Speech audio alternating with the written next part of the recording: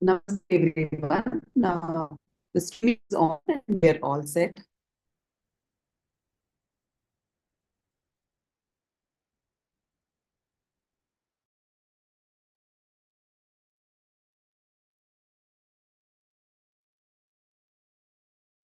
Madam, everything is ready, madam. Everything is ready. Everything is. Can we start the session? Good afternoon, one and all. It's my privilege to introduce Matrishree Anantalakshmi Garu. We are collaborating, learning from several content on IKS. Matrishree is really our Matrishree. When we go to our sessions, they will take care each and everything from the content side and beyond content also. Madam, thank you, madam, for your patience, concern, and everything.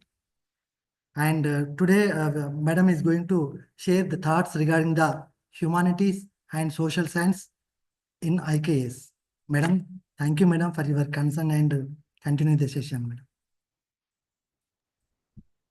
Namaste everyone. Welcome back. I do see that there is a continuous drop in the number of people attending these sessions.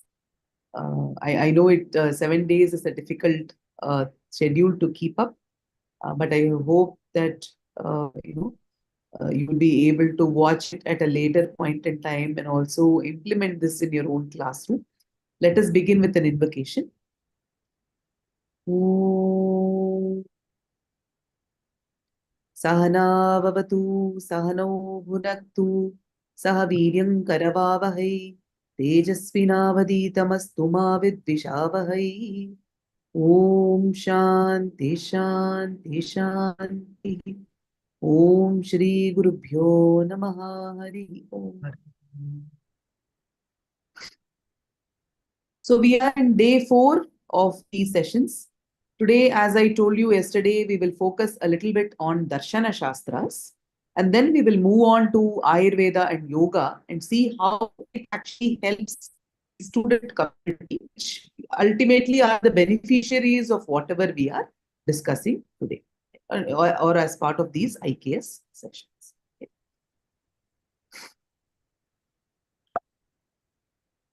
So when we talk about philosophy or the Darshana Shastras, there are 6 Darshana Shastras primarily called the Shad Darshana. Okay. Why is it important to learn about philosophy? Mainly because it brings a very structured inquiry process. It gives us a large understanding of the world. It roots us in our culture and heritage, and it also encourages critical thinking, personal growth, and also provides a quest for meaning of life. So we might start with some questions about our own life, but then when we take it deeper, it becomes a quest. And only philosophy can actually provide these answers to larger questions. Again, why philosophy? There are so many fundamental questions in our life. What is the nature of reality? What is the purpose of human existence? And why are we thinking like this? Why am I doing what am I doing? What is the right way to lead the life? What are right actions and what are wrong actions? And how do we actually cultivate a larger perspective of life? All this is enabled by philosophy. So without that philosophical backing, that is why you see the highest degree which is given, whether you do it in mathematics, whether you do it in physics, or you do it in yoga, the highest degree that is offered is Doctor of Philosophy. The idea is that you will understand the philosophical underpinnings of whatever research area that you have taken up. You will arrive at a unified view of things, not just a specialized view. Not just saying that, okay, in pedagogy, I am going to research about constructivism. In constructivism, I am going to research about one particular topic, do an experiment, and then find out whether it is valid or not. That is the study that you are doing. But then in this process, what happens is that you understand the research methodology, how your area of research is connected to other areas, how it is making an impact in one's, in the society. And sometimes in the journey of the PhD, we also wonder what is the purpose of my life, right? That is something that everybody who goes through a PhD wonders at some point in time or the other. So that way, the Doctor of Philosophy, which is the highest degree, it helps you to. The idea is that you will eventually be able to develop a unified view of many things around you. Right? So that is why philosophical knowledge is needed, and that is why, in fact, even at the school level or at the college level, having one or two subjects with related to humanities and philosophy really help. Even if it's an engineering student, even if it's a medical student, there are papers on ethics, the code of conduct, professionalism, all that. That is mainly because what is the purpose? Ultimately, how do you actually reach the society? What is the larger purpose of what are you doing? All this is brought out through philosophy. Again, personal growth and self-reflection happens. It helps to shape a better society. Without the philosophical thinking, it'll all be very objective, right? It'll all be very outcome oriented. So we need a larger perspective of life. It builds lifelong learning and curiosity. So when we talk about the philosophical systems of India, there are 6 philosophical systems which are based on the Vedas. Okay? Some of the common aspects, all of them discuss about the Atman, or all of them talk about karma. They talk about moksha. Moksha means liberation. Some could talk about mukti. Some could talk about kaivalya. Some will talk about moksha. The terminology used in each philosophical system is different. Or they could just talk about removal of suffering in one's life. All of this ultimately leads to that liberation. Right? The 6 philosophical systems, if you see, Nyaya, Vaisheshika, Sankhya Yoga, Vedanta, and Mimamsa. Before we go into the uh, philosophical systems, what each stands for, mainly the idea of philosophy is that epistemology. All of you would have come across this term in your own research as epistemology. Epistemology means what is the source about that knowledge. Okay? What is the source of knowledge? So here in the Darshana Shastras, we call that source of knowledge as pramana. This is a very important thing, because now if you see even at the school level, in certain boards like say ICSE, right? So they have brought out this subject called theory of knowledge. These are very interesting books. You can go through this book, by I think they have it has been brought out by one of the publishers, I think Oxford or somebody. The theory of knowledge. It talks about world in the modern philosophical context. What are the valid sources of knowledge? But though the theory of knowledge, all that is there, but it always presents a Western view of the theory of knowledge. So let us look at the Indic view of the theory of knowledge, or where are the sources of learning. This is very useful, because when you impart knowledge, or when you yourself learn, you need to understand what all ways or what are the various sources from which you imbibe your knowledge, right? So what are some of the ways by which you learn? If you can share some, what are various sources of knowledge? If you can share, we can take it from there. Please unmute yourself and then share.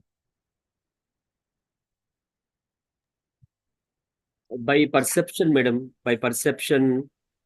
By perception. Very good. Inference. Inference. In a very simple term, what are the sources of knowledge for us? The texts, the Books, architectural monuments, and monuments, then the Puranas and Itihasas, the documentaries, all those things. documented The evidence. Very good. Shasanas which kings have written during their time. And Yeah. all those things would serve as, the sources of knowledge. Correct. And when you are doing an experiment, right? When, for example, you are into empirical studies or experimental studies, how do you know something? Because it would be documented, right? It would be documented, and then you would, the time and the area and the sources, all that would be mentioned in that particular shasanas, right? So you can take it as a pramana, right? Pramana. Very true. So here, if you see in our Darshana Shastras, put together, there are different sources of knowledge. This is a very important concept. any session, any topic on IKS will actually start with the Darshana Shastras and the Pramana. Okay?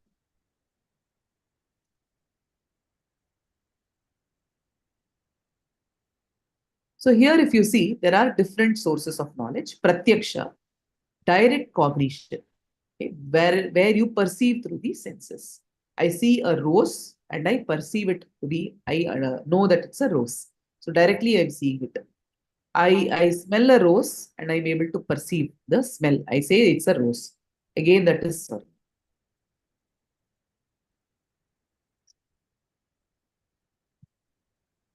I perceive a rose, right? And then I'm able to say that it's a rose. The other source of knowledge is inference. I see smoke on the mountain and then I infer that there is fire over there because I know that wherever there is smoke, there would be fire over there, right? Suppose I see smoke coming out of the kitchen, I know that there is some fire or some cooking happening over there. Suppose I see there is, say, a type of fever, I infer that say there is probably some or some infection that is happening. Suppose I see some yellowness in the tongue, then I infer that maybe pitta has increased for the person. So in fact, based on certain symptoms, you won't be able to directly perceive something, but through another thing, you perceive what has happened, right? Or you infer what has happened. So that is called anumana or inference. So that is also one other source of knowledge. Upamana or analogy or comparison. You take two things and say this is dark red, this is light red, right? Or you take something, this is fast, this is slow, this is hot, this is cold. So you make your studies based on comparative. For example, you take up a yoga technique and then you design an experiment. 10 people who do yoga, 10 people who don't do yoga. You compare these two and understand that people who do yoga are more, say, productive, something like that. You come up with an answer. So you're doing a comparative study over there. That is also a way of knowing. That is also a source of knowledge. The other source of knowledge is agama, which is the testimony of a reliable person. Okay. So there are, for example, books, as I was sharing, books are agama. Any research, for example, the knowledge of an expert. You might not have tested it, but the expert has tested it out and telling you, or written in a book, or written in a research paper. You trust that person, and hence you trust that source of knowledge, right? Most of the learning happens in Agama style, right? Up to the, say, for example, up to 10th standard. We keep studying the books. Very little experimental work is there. Very little of it we actually have Pratyaksha Jnana. That is also one of the problems with the current education system, where until 10th standard, you don't get access to any lab or any practical learning. It is always bookish knowledge that you develop, and there is no way to practically test it out. Okay, E is equal to MC square, you can't test, agreed. But aren't there other small things which you can observe? But we are never given the opportunity to go around, pick the flowers that are discussed in the book, or pick the leaves that are discussed in the book, right? So many things are not available. Only the agamic knowledge are available. Arthapatti, which is postulation. It refers to the process of making logical assumptions to understand something when the obvious answer is not clear. Okay. So here, for example, this is a very Shastri example that is always given in all the text.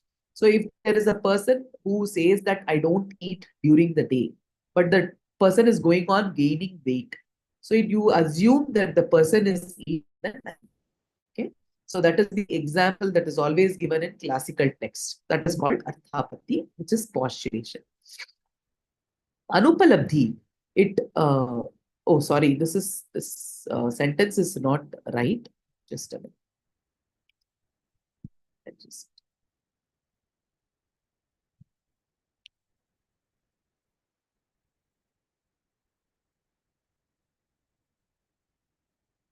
Anupalabdhi is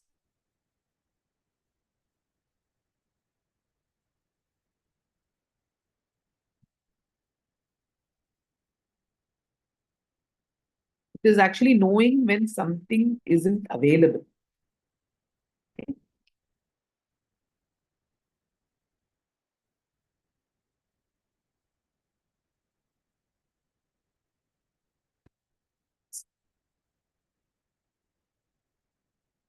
So when something isn't available, you know through the absence of that. For example, today I'm saying strength is less, right? Because a few people are absent, I'm knowing that the strength is less, so many people are absent. I am cognizing their absence, right? So that means anupalabdhi. Upalabdhi means available. Anupalabdhi is not available. Okay? Through something's unavailability, you know that particular thing. Okay. So these are different sources of.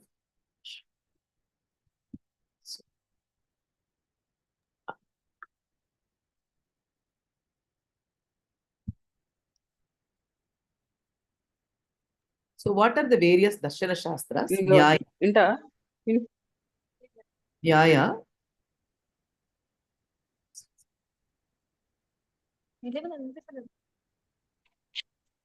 Oh, idaganaala.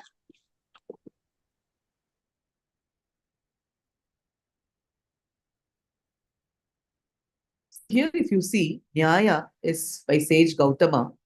It focuses on logic, reasoning, epistemology, and the pramanas are perception, inference, comparison, and verbal testimony, which includes pratyaksha, anumana, agama, and shabda pramana or agama. Pratyaksha, anumana, upamana, and agama. And here the system of debate is very prominent. Why? Because suppose you have a misunderstanding about something, through the process of debating, the other person convinces you as to what is the truth. So in your mind, what happens is that untruth is removed and truth comes to you. Then you have a clear understanding of what reality is, right? You have a clear picture of the truth. So that is why the process of debating is, in order to remove the confusion, in order to remove the doubt, in order to remove the falsehood from your mind, this process of debating is yoga, Rishi Patanjali, practical aspects related to spiritual liberation, asana, yama, niyama, asana, pranayama, pratyahara, dharana, dhyana, and samadhi are discussed. And the union of the Jivatma with the Paramatma is also discussed. Yoga Sutra is a prominent text. Vaisheshika, sage Kanada, focuses on padarthas. For example, if you take a dravya, it has guna and karma. Any object you take. For example, if I take this water bottle, it has a guna and it has a function, right? So this is what the Vaisheshika, like a physics and biology, it maps the entire reality into classes and categories. Okay, Vaisheshika Sutras is an important text. For example, let's take a mango. This is not a textual example. This is a very, just I'm taking for the sake of this class. If you take a mango, what are the various qualities of a mango? Its color is yellow, its taste is sweet or sour maybe. It has a big seed. All these are qualities. And what is the function of a mango? It quenches the thirst, it increases the body heat, right? And what is the general category of a mango? It is a fruit. And what is the specific category of a mango? It's a particular variety of mango, right? So Samanya and Vishesha Gunas are mapped in Vaisheshika.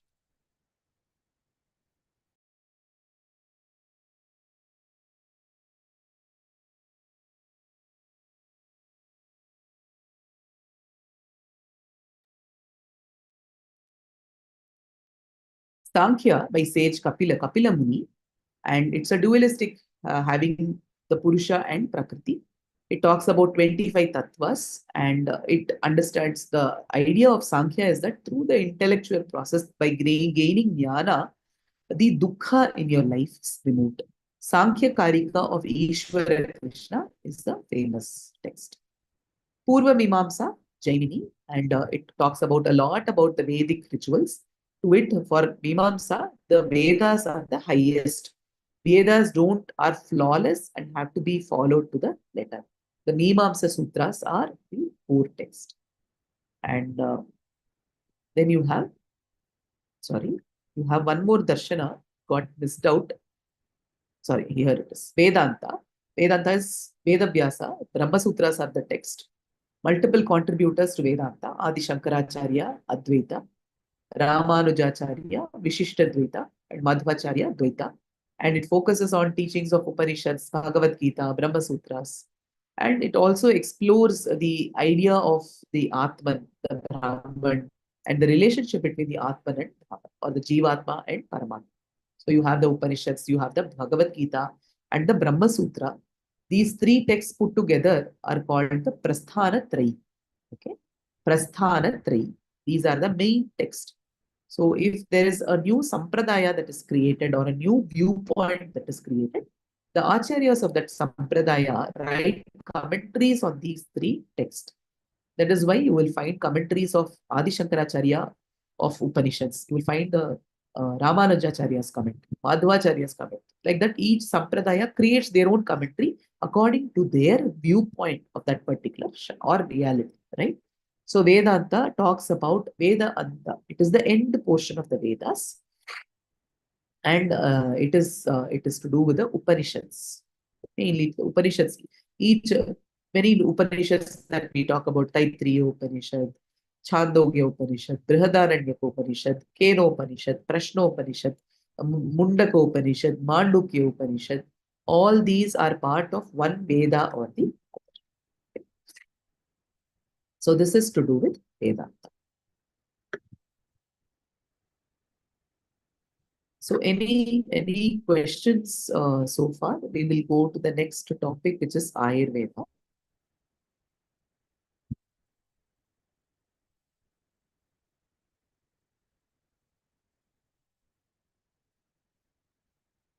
The Vedas I mentioned, but I will probably share it as a slide.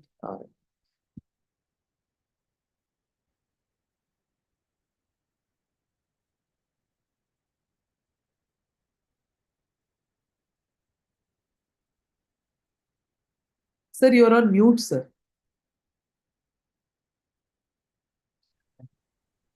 Madam Adi Shankaracharya discussed about the Upanishads regarding it is about 11 only, and some other rishis are telling about it is 108. Some other rishis are telling about 1000 Upanishads.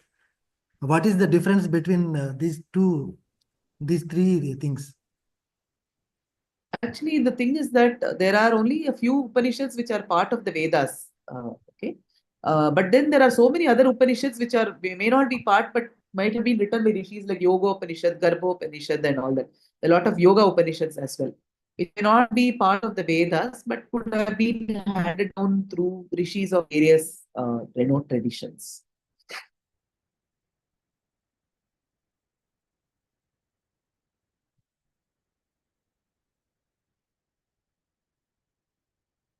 So we'll go to Ayurveda.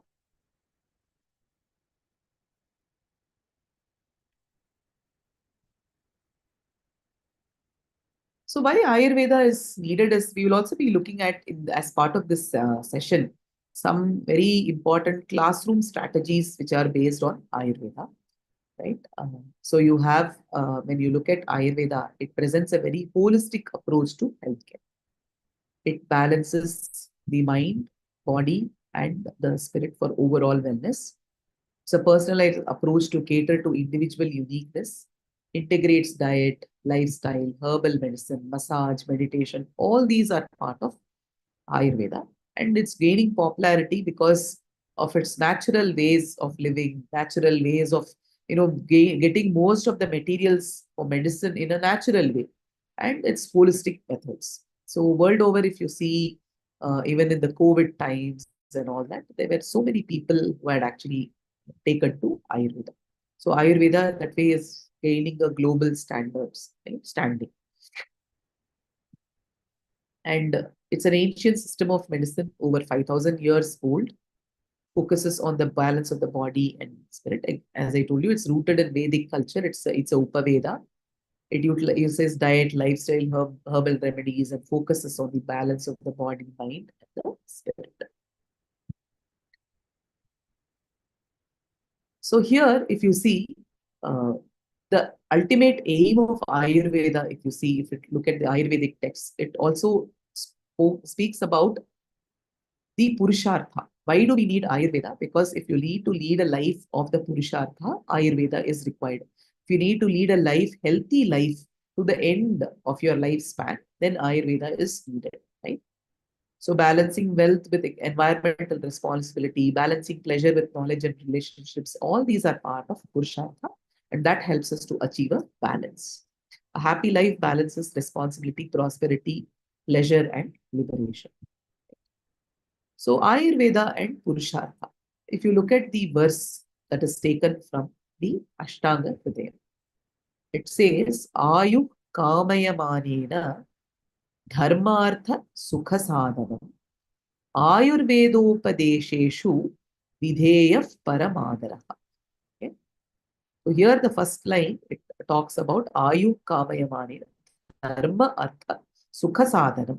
So here it says, in order to lead a life or achieve the Purushartha, Dharma, Artha, Kama, and Moksha, a healthy and long life is essential. So Ayurveda helps us to lead that life that is healthy and thereby assist us to lead a life of the Purusha. Okay.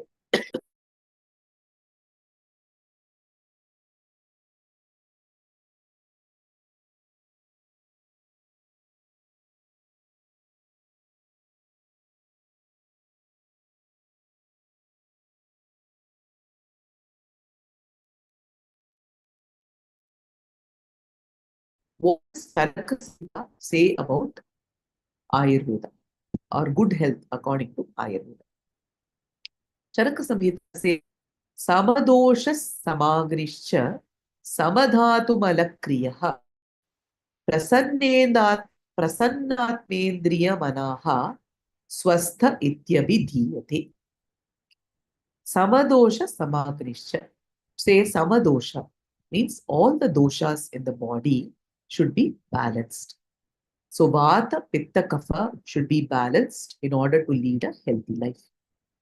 When this balance is disturbed, either because of aggravation or depletion, it leads to dosha vaishamya, which is also known as the state of disease. So in the modern context, when do we say it is disease? When do we say we have a disease? Either we say we have indigestion, when we get a fever, organs are not working and all that, right? So similarly, much more than that, much more holistically, it says the doshas should be in balance. Not only that, the sama agri should be there. The agris of the various organs should be maintained. Okay, the digestive fire, Jathara Agni or Koshtagni, the enzymes Dhatu Agni must all be maintained in a proper condition in order to maintain a good health, right?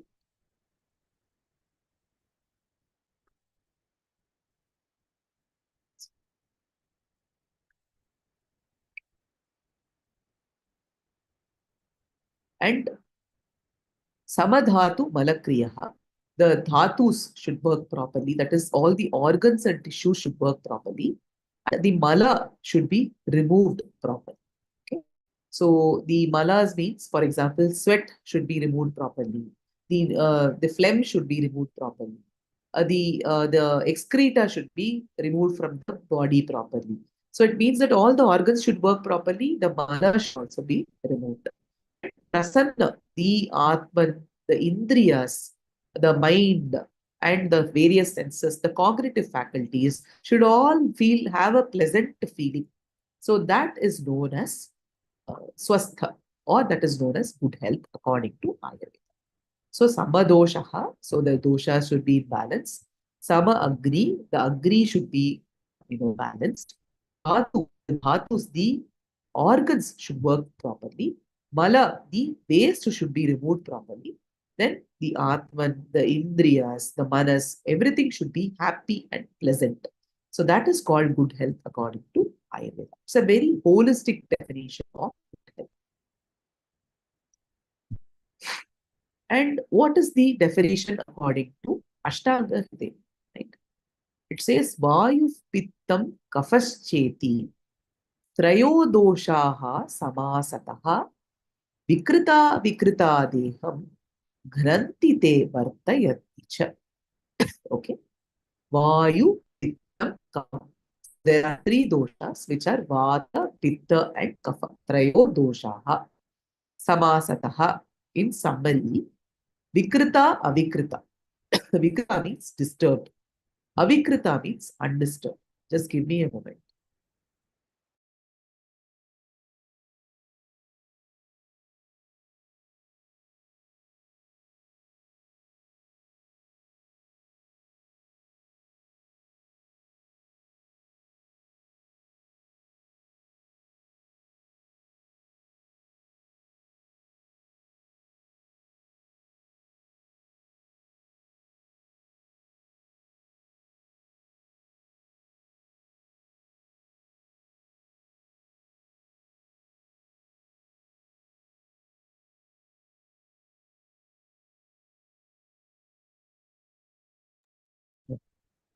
I'm having a kapha dosha imbalance, as you can see. So it's taking me some time.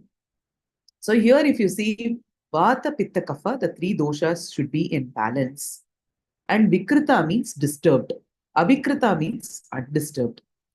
Ghanati means destroy. Artayanti means nourish. When it is disturbed, then there is a destruction of that health. Means it is ill health. When it is avikrita, when it is undisturbed, artayanti, the body is nourished. So the balance of the dosha leads to good health. The imbalance of the doshas leads to diseases according to Ayurveda. So the daily and seasonal routines help to maintain the dosha and promote good health. Ayurvedic perspective on a healthy life. So as I told you, health is the balance of the three doshas, Vata, Pitta, and Kapha. Harmony in the digestion, metabolism, and proper functioning of the body tissues. The mind should be fulfilled, content, balanced. The senses should be functioning properly. And there is a lot of opportunities for prevention and wellness through daily routines. So ultimately, it is the balance of the three doshas, Vata, Pitta, and Kapha. What are the doshas?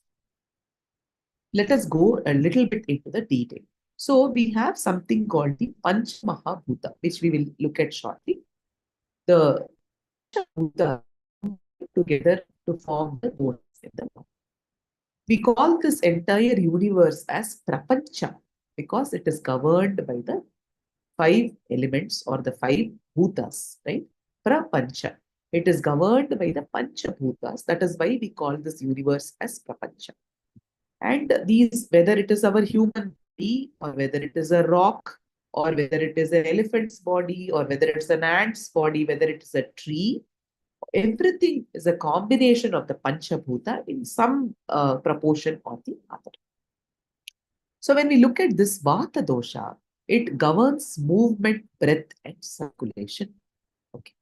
So for example, I'm able to move my hands and speak and hold the breath and all that, and blood is circulating through my system. All this is because of Vata dosha. The Pitta is managing the metabolic activity, digestion, and body temperature. Kapha controls the growth, structure, and lubrication. Right? Growth means my body grows because of Kapha. Let's take an example. Suppose you have, a powder. How do you make it into a laddu? So you add some water to it or ghee to it or some oil to it, right? So the moment you add some liquidy substance to powder, you can make it into a solid thing, right? So similarly, the body is a combination of the liquid element and solid element, which gives shape to the body. That grows because of the presence of kapha. The principle of growth is called kapha. So importance, diet should be in alignment with the dosha type. It should be fresh, seasonal, and natural foods are recommended.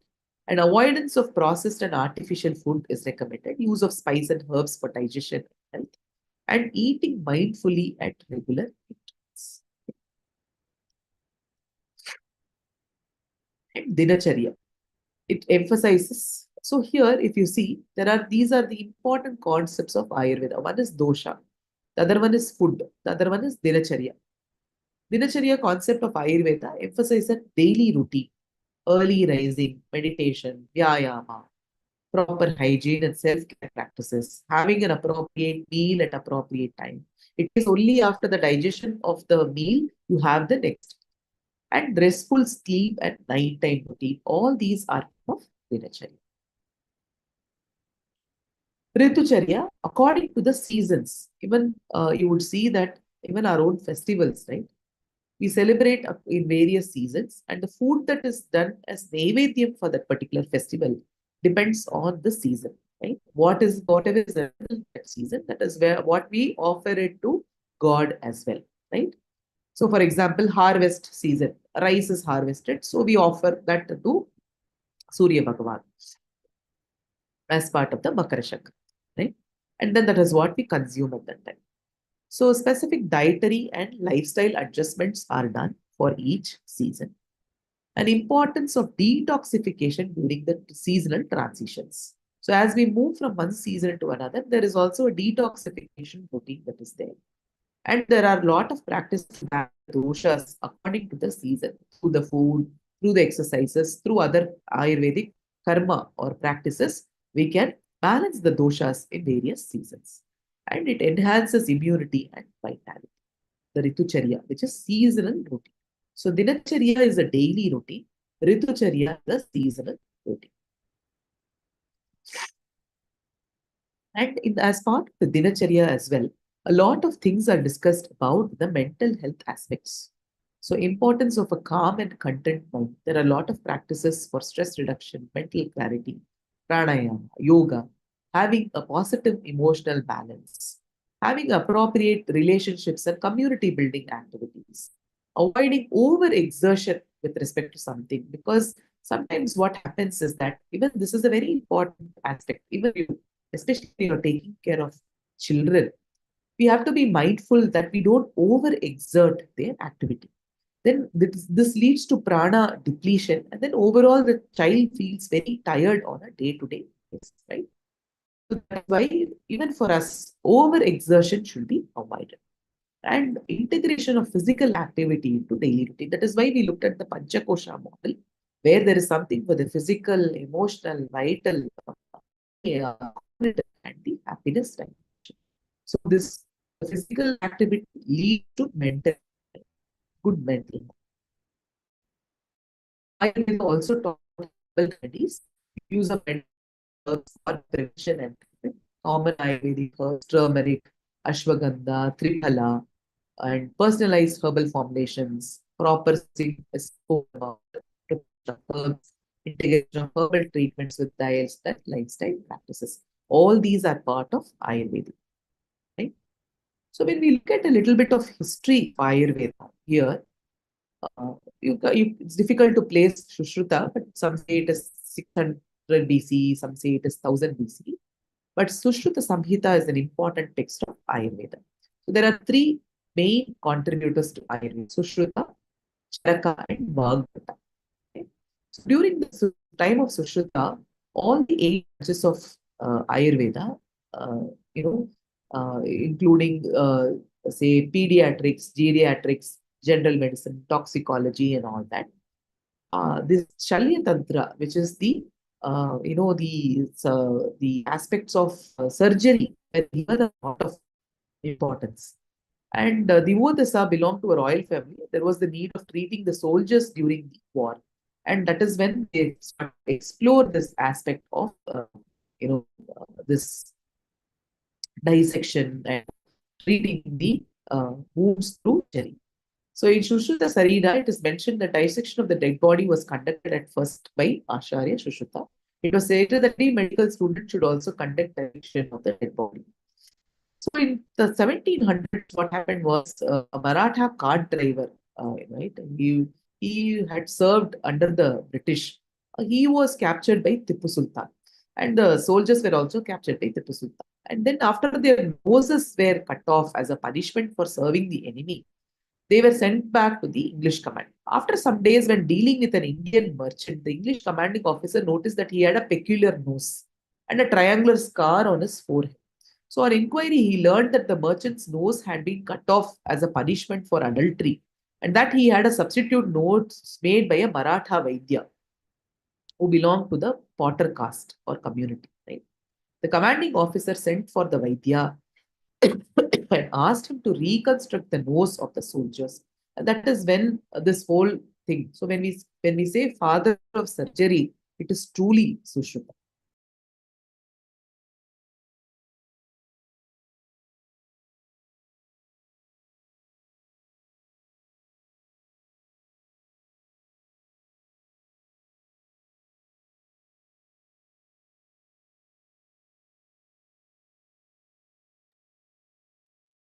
So Charaka Samhita enjoys a lot of prominence in Ayurvedic literature. There is a website dedicated the full Charaka Samhita verses with the meanings are available.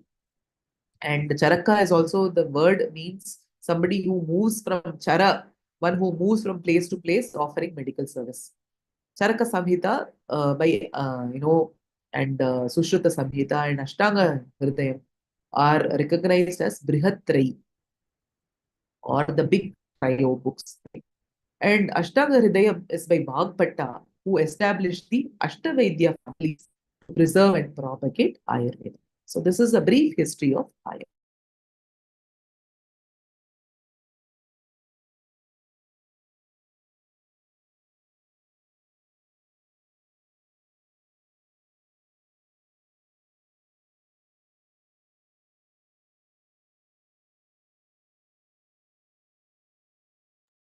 So before we move into the next topic of Panchabhuta, I want to just have a discussion on your understanding of the Panchabhuta and what all we notice in reality.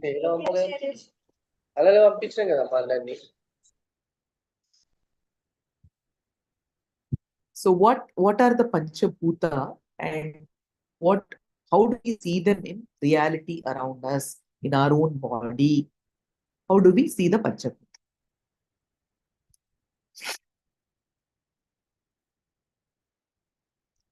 Some of you can share.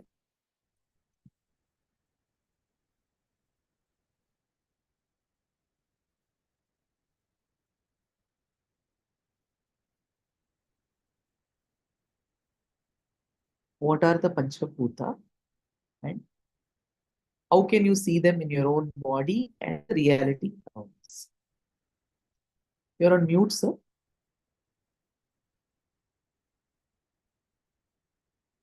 Okay, just a minute. If I need to unmute.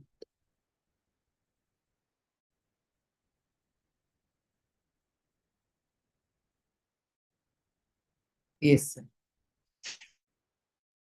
The earth, the sky, air, water, fire. These are the 5 Panchabhutas, madam. Yes, sir. And how do we see them in reality? Through experience.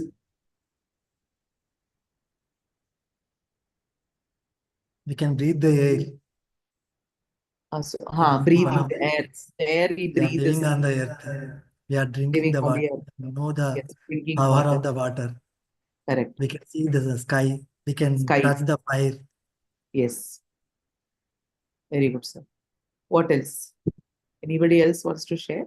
Apart from these, how do you see the Panchabhuta in our own body and manifestations? What are the various manifestations of each Bhuta?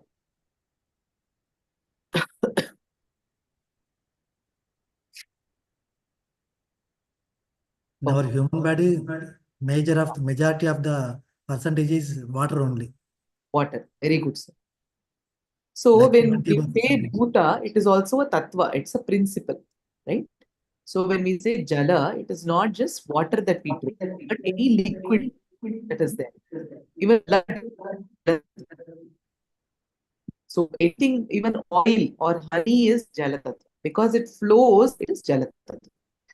When we say Prithvi, it is not just to do with mud or soil. It is also to do with anything solid, right? So when we say the physical structure of the body, it is also Prithvi. Anything, this water bottle, because it's so solid, it's Prithvi Tattva, right? And whatever is there inside the bottle is Jala Tattva. And as you said, the air that we breathe, whatever moves a tree, all this is Vayu. The movement of energy within the system, all this is Vayu. And of course, the other tattvas, fire, even the Jatara Agni, the Agni that helps us to transform the food into energy, which digests the food, that is also Agni, right? So like this, there are various manifestations, right, of the Panchabhuta in our own body, in the reality around us. The Panchabhuta, or the 5 great elements, is a foundational concept. These elements include our Swapna, you have a question. Sorry, Swapna ji, you have a question. You raise your hand. Okay. So here, if you see, these elements are Akasha, Vayu, Agni, Jala, and Prithvi. They are believed to be the basis of creation. And the smallest particle to the celestial body is made up of these elements, right? So Ayurveda incorporates the concept of Panchabhuta to promote health and well-being. According to Ayurveda, again, the balance of these bhutas within the body is crucial for maintaining good health. Each element contributes to specific qualities that influence bodily functions. Ayurvedic practices, lifestyle, diet, treatments are all designed to restore the balance of these bhutas. And Prithvi, okay? Just take a minute to look at the slide and then I will explain it.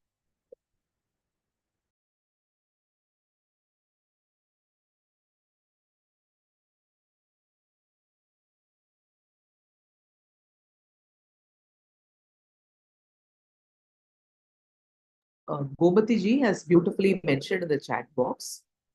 It's a very detailed view of the bhutas.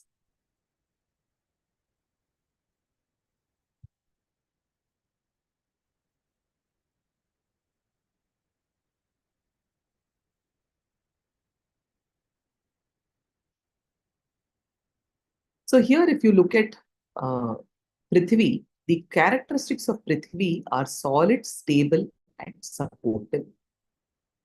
It is very heavy and dense, okay? It is hard, stable, and gross. So it is very tangible. In the functions of the body, it represents the physical structures of the body, including the bones, muscles, and tissues. It provides stability, support, and endurance to the body.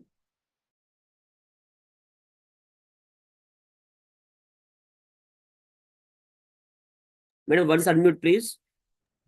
Somebody muted me.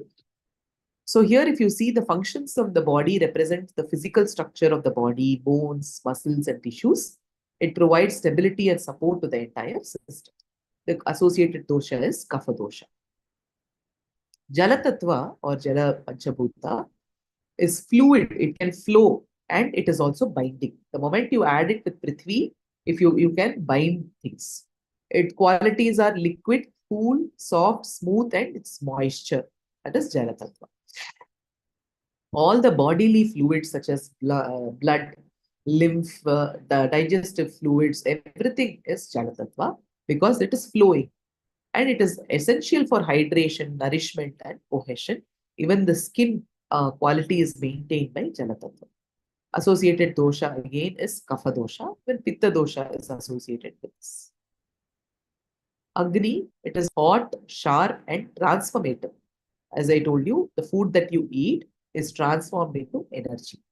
Whatever you put in the yajna is transformed into, the dana for the, or the offerings for the divine. That's why we offer everything into the Agni, because it digests and offers it.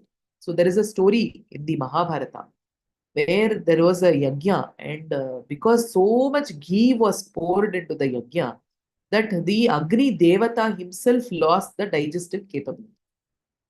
And then what happened was, uh, the the Pandavas were allocated the Khandavavana.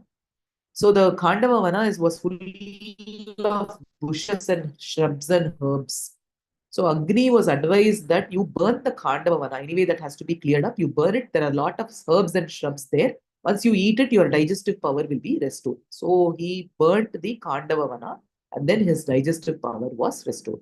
So when we eat too many sweets, this is what happens. Our Agni comes down. Then we get fever, indigestion, vomiting, and many such symptoms, right? So the functions, it governs digestion, metabolism, and the energy production.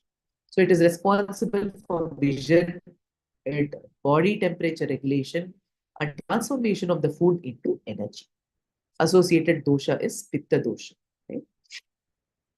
And Vayu, it is very dry, it is light, and it's mobile. It can move, right? And it is also rough that way. So dryness basically. It controls the various movements of the body, the nerve impulses, the breath, and it is essential for circulation, transportation of nutrients throughout the body, and the elimination of waste. All this is taken care by the Panchabhuta Vayu. The associated dosha is Vata dosha. Okay. Akasha, it is vast, subtle, and all-pervading. It is very light and expansive. It provides space for all the bodily functions and processes. It is associated with the various cavities in the body, such as the mouth. This is the cavity, right? The nostrils, this is a cavity. There is nothing over here. The thorax and abdomen, all these are spaces in the body, which represents Akasha Tattva. Vata dosha is associated with Akasha. So in Ayurveda, how these Panchabhutas combine. Akasha and Vayu combine to form Vata dosha. Agni and Jala Tattva, Pitta dosha. Prithvi and Jala Tattva, Kapha dosha. These doshas govern all the physiological and psychological processes in the body. Balance of these doshas is essential for good health. So as I told you, it's important to understand how these doshas come together. I mean, how the bhutas come together to form the doshas. Okay. So if we understand the doshas further, what is meant by a dosha? Dosha is not the dosa that we eat, that is dosa. This is dosha. Okay. Dosha is a fault or impurity or mistake, right? That is the literal meaning of it. But it also means that something that can go out of balance in the system. So when there is an external impact or some internal impact, it will go out of balance. So that is why it is called a dosha. So out of balance corrupts the body dhatus and that becomes a dosha. Hence dosha is that which becomes vitiated and affects the bodily tissues leading to disease. Dosha means three principles that governs the psychophysiological response and pathological changes. Again, these are energy complexes that attributes called gunas and karma. Okay, they can be looked at in different ways. So as I told you, these are Panchabhutas. The Akasha and Vayu combine to form Vata. The Jala and Agni combine to form Pitta. The Kapha and Prithvi, the Jala and Prithvi combine to form the Kapha dosha. Okay. I'll give you a minute to take a look at this diagram so that you internalize this view.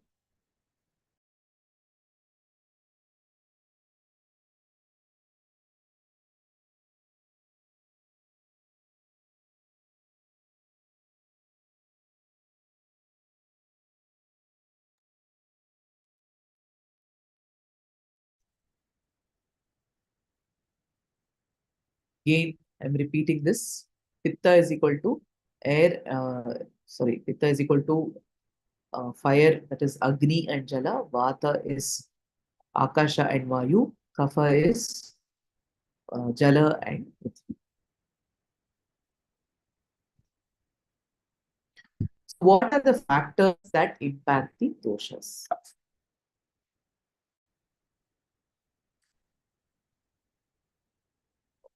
If some of you can share, what could be some factors that affect the doshas?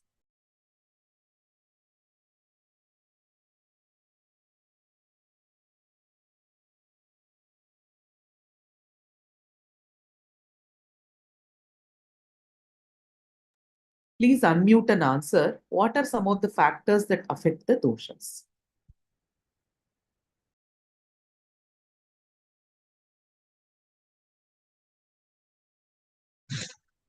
Your dietary habits, ma'am.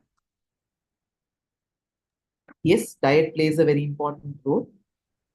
And then you're taking yourself protection during the different seasons, ma'am. Like in the winter season, like Yeah, our because of the body. seasons also the doshas get affected. Yes, ma'am. Yeah, because during winter season, even if it is cold, also we have to maintain the body temperature, right? Temperature. Yes, ma'am. Very Yeah. good. So because of cold, if we don't protect our body to that particular temperature, I think because of the cold weather, it may affect our thing. Yes. And one more thing is your sleeping habits. Sleeping habits. Yes, ma'am. Yeah. And then following some system like, drinking water should be avoided at the time of meals. Correct. And drinking too Some much of habits cold like water.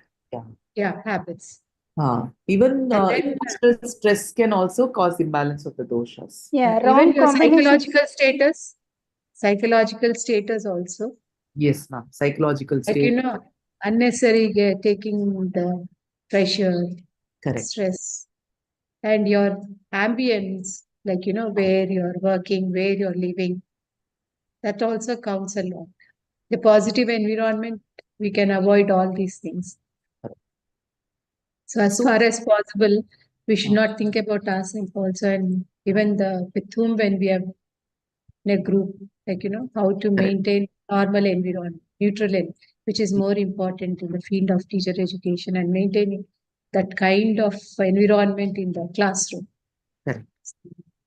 What dosha get affected when we get stressed out? I think kapha.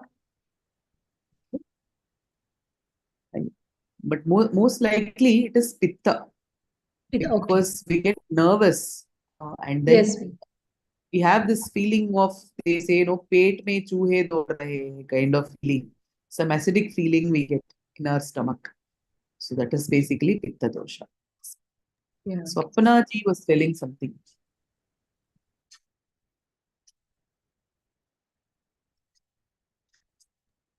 Swapna Garu, kindly unmute and speak, please. Swapna Garu. She started to speak, but then suddenly, sir.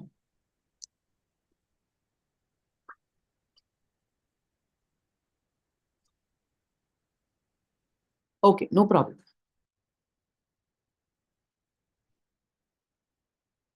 So here, factors affecting the dosha, if you see, the mental state, as ma'am was sharing very accurately, anxiety, anger, and other emotional issues can actually cause a lot of stress.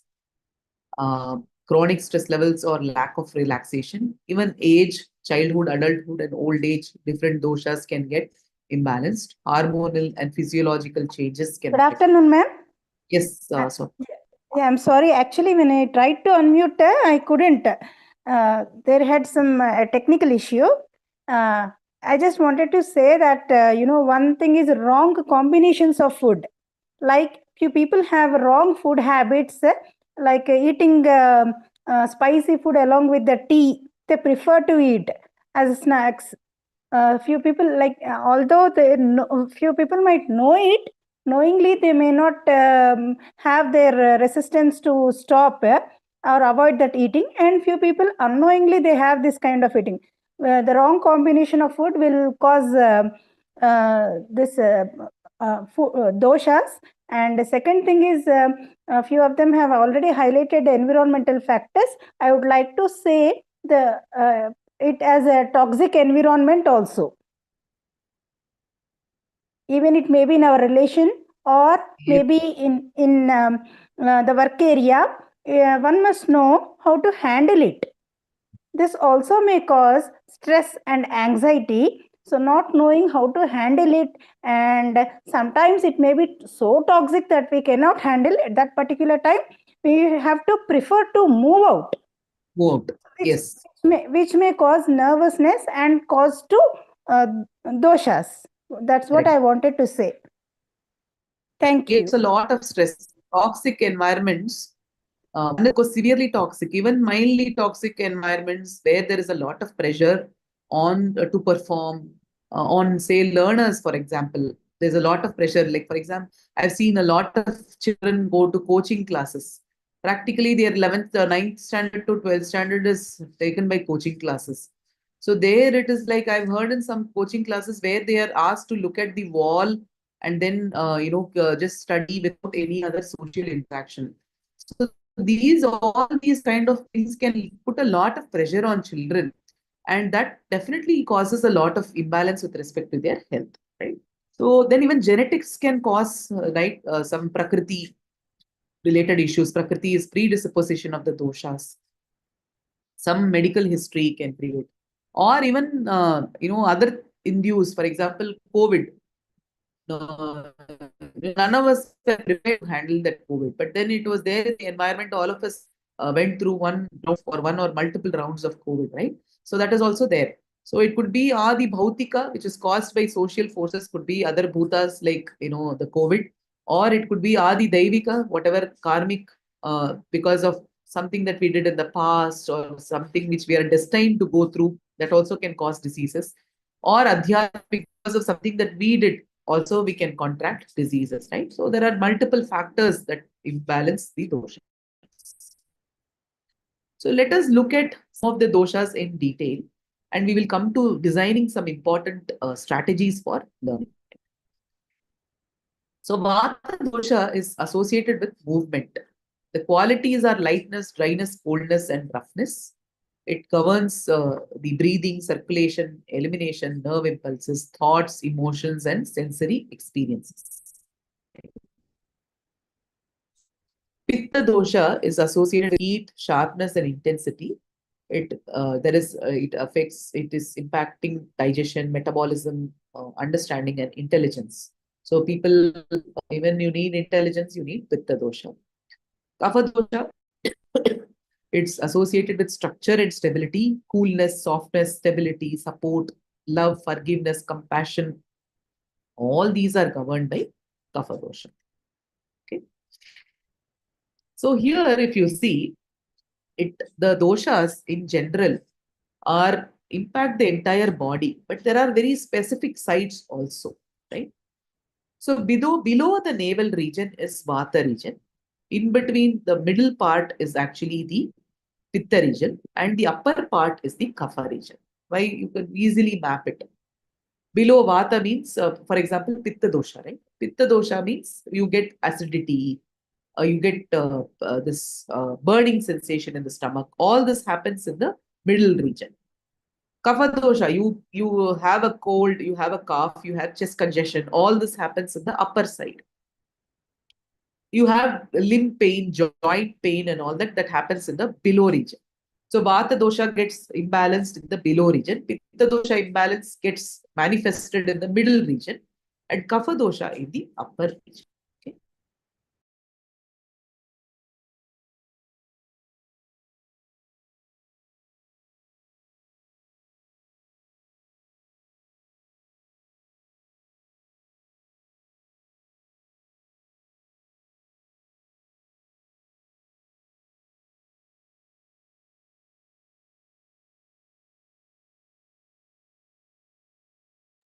So these are some questions we ask young people or children, right? When we talk about doshas, have you observed that your nose is blocked when you wake up in the morning, but then in the day it becomes all right? Grandparents have aches and pains in the joint and limbs. Younger sibling frequently catches a cold. So this shows that doshas vary with age, the time of the day, and also depend on the diet. Right? So here, if you see, Kapha dosha is predominant in childhood. Pitta dosha dominates the youth stage, and Vata dosha dominates the old age. Skin becomes dry, wrinkles are there, joint pain is there, reduced mobility, and even reduced volume of the voice, right? That is all observed during old age. That is because Vata becomes very depleted towards the end of the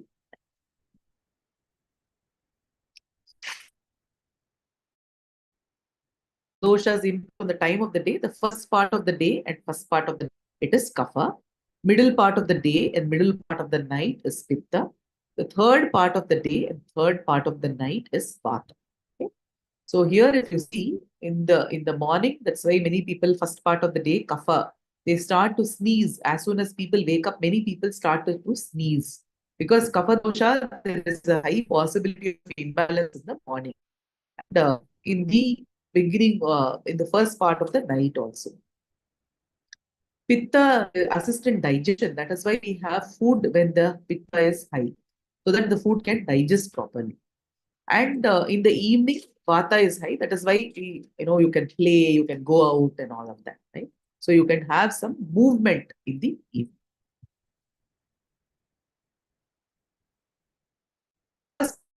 The digestion. So when you, for example, when you see the food, right, the way gulab jamun, or the moment I say some halwa, right, you start to salivate, right? So that is an indication of kapha. Sweet saliva is secreted, which is kapha. So the moment you put the food in the mouth, you chew it, the digestion starts at that stage. That is kapha. After you eat the food has to be digested, right? So that is pitta. And the third part of the digestion, where elimination of waste happens and the food that you eat is transformed into energy. The energy circulates throughout the body, that is vata. Okay. So you have the kapha, pitta, and vata, the different stages of digestion itself. So just to summarize this, Vayohoratri Bhana Tenta Madhyadiga Kramat. So in that order, Vayas, age, Ahoratri, day and night. Bhuktanam means it is to do with the digestion, right? Anta, Madhya, Adi. So here, in the end of the day, it is Vata. Middle of the day, it is Pitta. Beginning of the day, it is Kapha. In that order, right? So here, if you see, top part is Kapha, middle is Pitta, bottom is Vata. Beginning of the day is Kapha, middle of the day is Pitta, end of the day is Kapha. Vata. And the beginning of the age, right? It is Kapha. Middle age is Pitta. End of the age or old age is Vata. So like that, you can remember it's like a table. Okay? Just one verse in Ayurveda. This is the beauty of Indian knowledge system. Everything is codified as a poem, as something that you can chant. Okay. You just have to remember by heart this one line, and you will know when it will be kapha, when it will be pitta, and when it will be vata, and then you can observe it in your own system, right?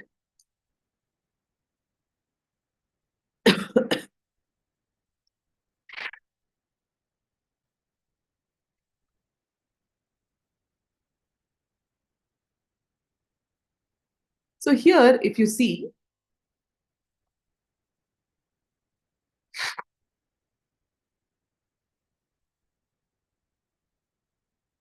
can you name one food item and then how it impacts the doshas?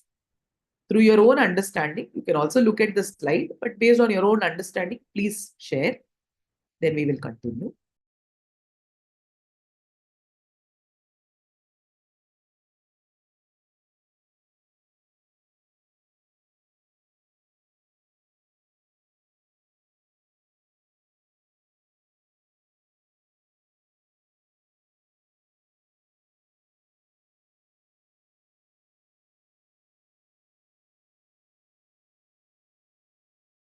Can you share in each of these tastes, rasa, madhura, amla, lavana, katu, kashaya, tikta, any food, and what dosha have you experienced to be changing?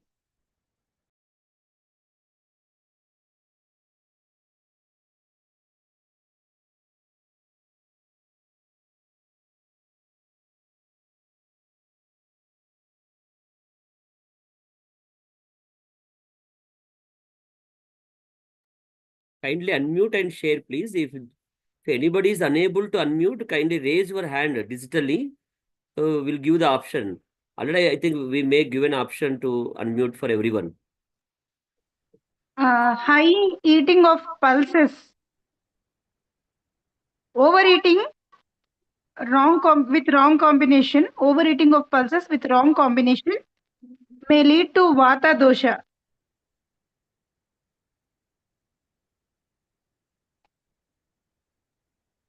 Very, very true, ma'am. Correct.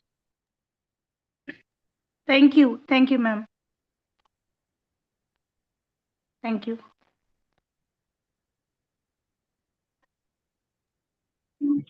Madam, Madhura And and Kapha Lord, Dosha. when we will use it, it will increase the kapha, madam. Kapha. Very good. Generally. Yeah. Oils, excess oils, and unpured fat means impure fat. Sorry, not impure fat.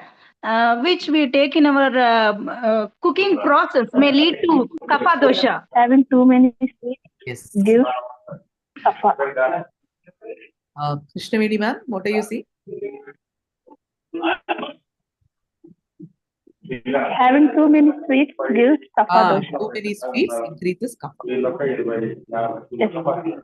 When you have too much pepper, then it is katu, right?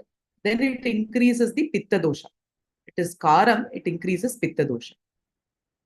When you eat too much bitter like neem, too many bitter things, or even including say raw banana, it is tikta, which is not banana, but bitter things. It increases vata. Again, kashaya, again as astringent like raw banana, it increases vata. It builds gas. If you eat too much salt, it increases pitta. That is why it increases our blood pressure. If you eat too much sour also, it can imbalance pitta, also kapha. That's why for some people, if you drink lemon juice, immediately you catch a cold, right? Madhura, of course, it increases kapha, right? So through the simple frameworks, we can. So before we go into the next slide, I really want to have some interaction here as to how you will use this Ayurvedic framework, say, of Prakriti, the doshas, and maybe a little bit of rasa in designing learning strategies and pedagogical tools in the classroom. As educators, I really want to hear from you because you have all been studying over so many pedagogical strategies, approaches, and classroom things and all that activities. So please tell me how this framework can be used.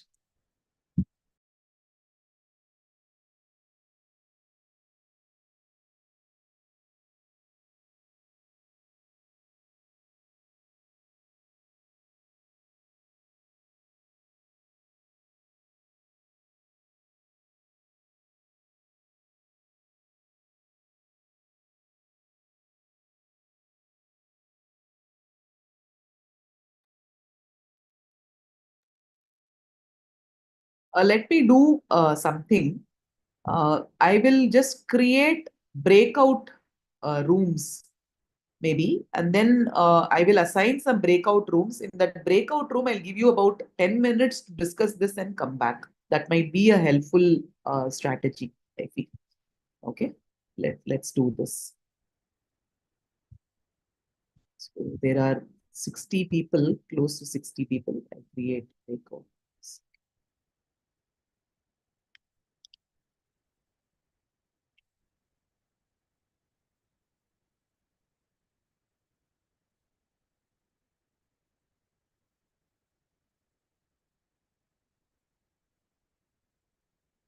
Please join the breakout rooms.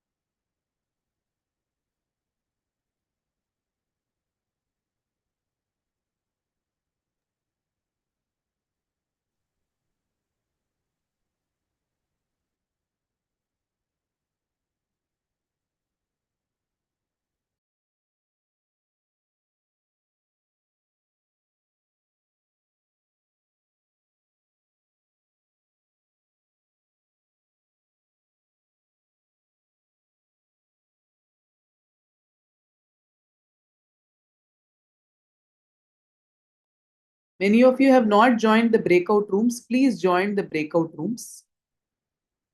Whatever is assigned, please join there.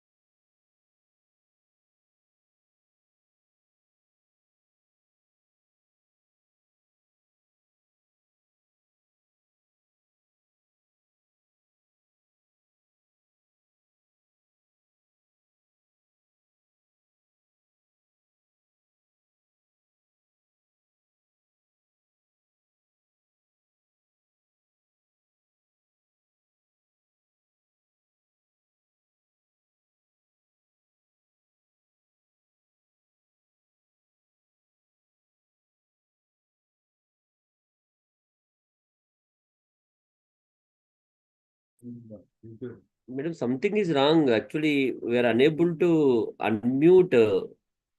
Oh, let me just, What yeah, is the breakout? yeah, let me, sorry. Room. Something is wrong. Actually, it's not discussed at all.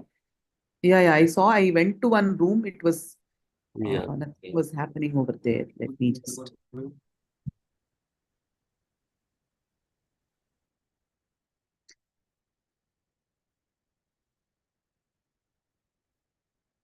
Yes, sir. Now it is already ticked. Allow participants to unmute themselves.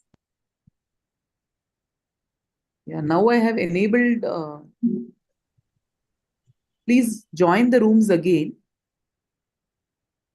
and you can discuss.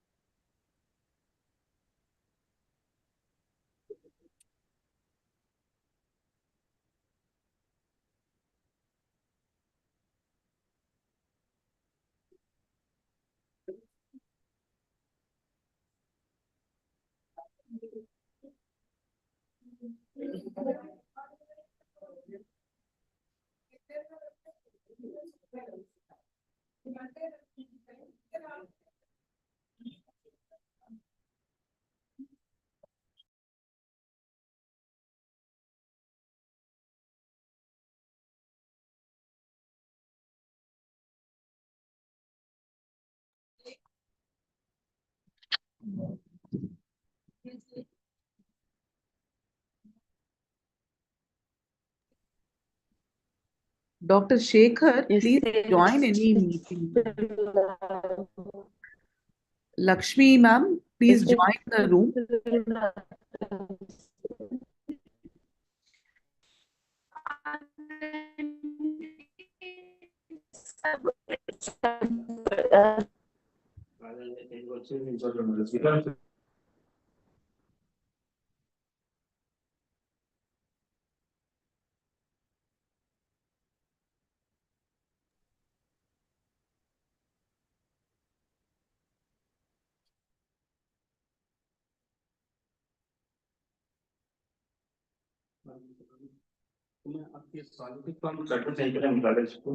ये क्या है?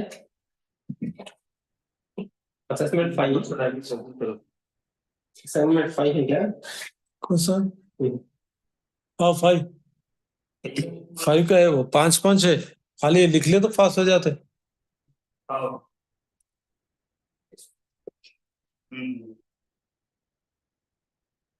वो एक subject हो गया philosophy, उसके बाद psychology रहता था। Psychology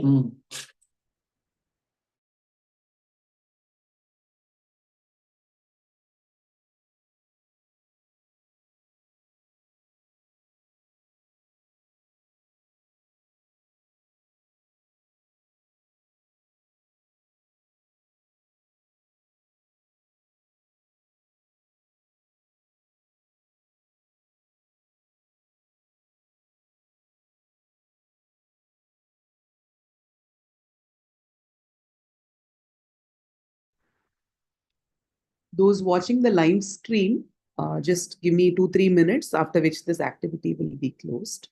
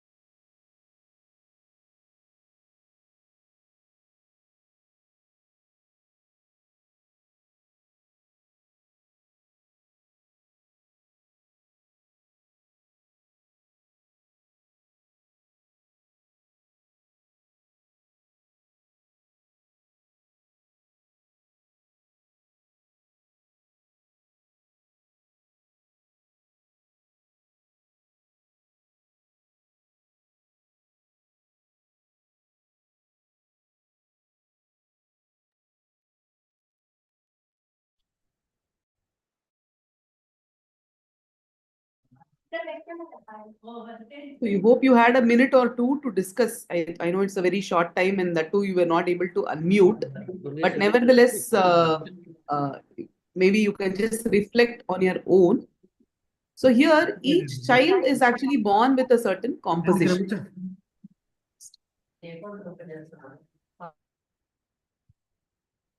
Each child is born with a unique constitution determined by the dominance of Vata, Pitta, Kapha, or a combination of these.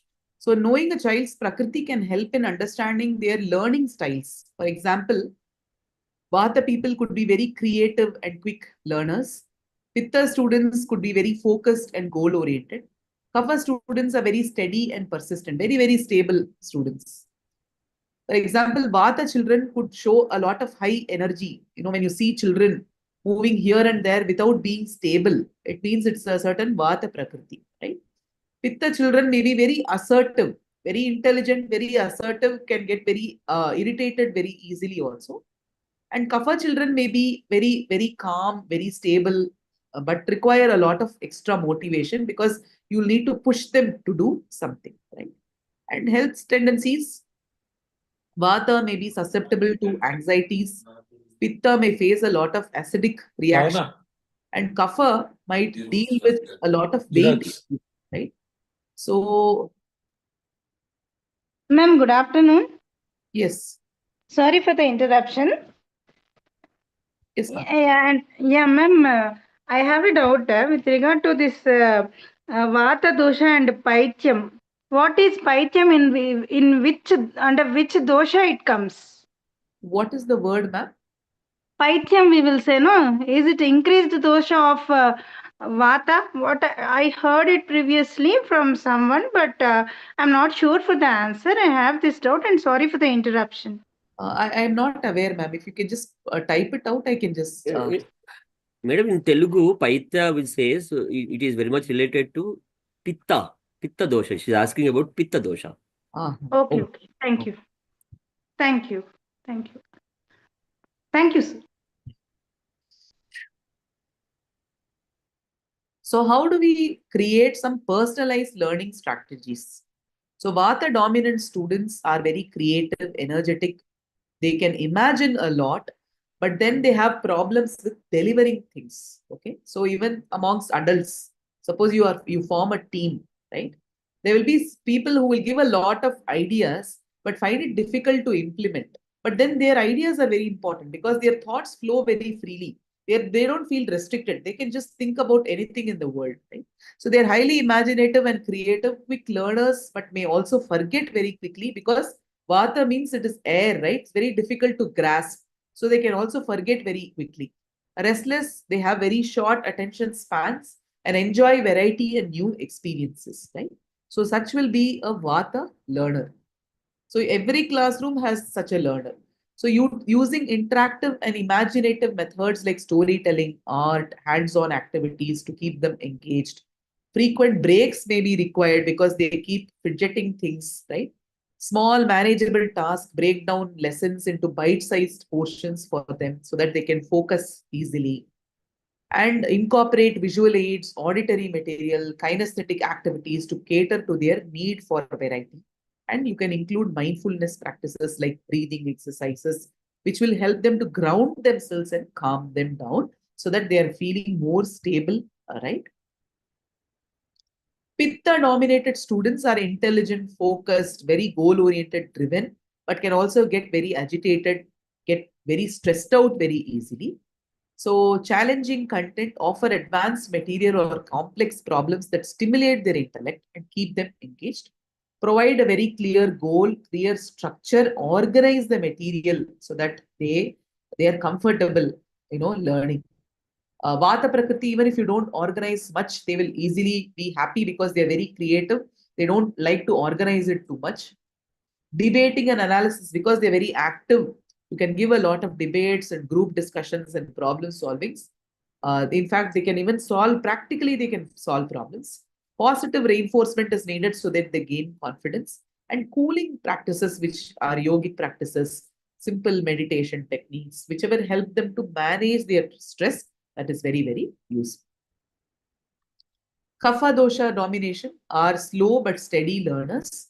They have a good memory, they retain concepts, naturally calm, but lack motivation. So some pushing might be needed, right?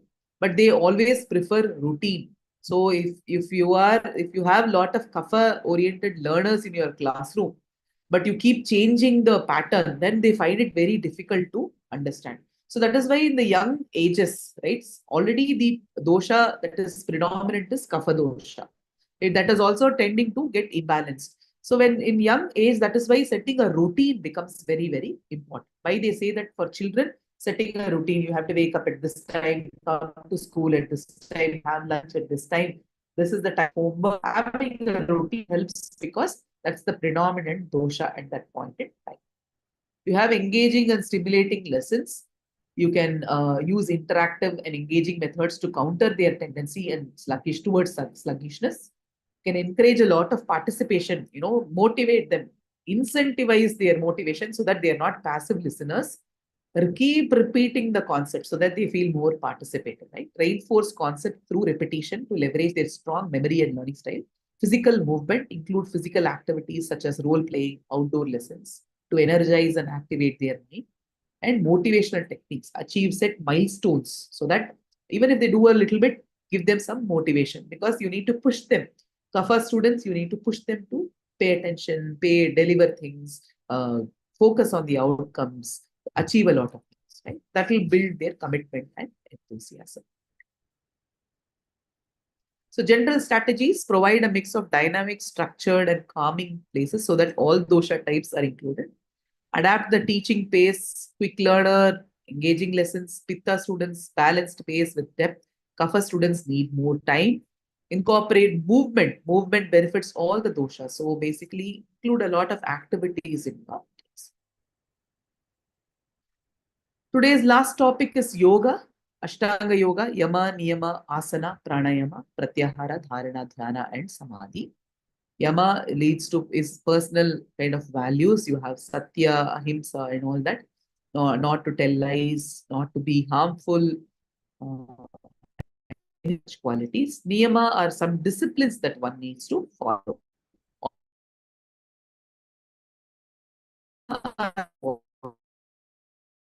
Breathing. Pratyahara is the withdrawal of senses. Dharana is single point focus. Dhyana is meditation. And samadhi is complete absorption. So this is what we call Ashtanga Yoga. In Yoga Sutra, it is mentioned Ashtanga, 8 dimensions of yoga. Okay.